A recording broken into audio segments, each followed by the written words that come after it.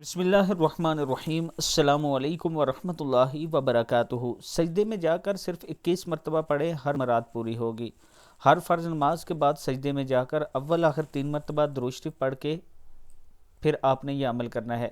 فجر اور عصر، فجر کی نماز سے پہلے، فرض سے پہلے آپ یہ عمل کرنا ہے، اور عصر کی بھی فرض سے پہلے آپ نے یہ عمل کرنا ہے۔ باقی نمازوں میں فرض کے بعد آپ یہ عمل کر سکتے ہیں۔ یا ذل جلال والاکرام، یا ذل جلال والاکرام 21 مرتبہ پڑھیں، اور پھر اللہ رب العزت سے دعا کریں، انشاءاللہ اللہ تعالیٰ آپ کی ہر مراد پوری کرے گا۔ پھر سن لیں، فجر کی نماز سے پہلے، فرض سے پہلے اور عصر کے فرض سے پہلے آپ نے یہ عمل کرنا ہے۔ باقی آپ 3 نمازوں کے بعد کریں تو اللہ تعالیٰ ضرور کرم کرے گا، کیونکہ ان دونوں نمازوں میں نماز کے بعد، فرض کے بعد سجدہ نہیں کر سکتے، اس لیے آپ نے پہلے کرنا ہے۔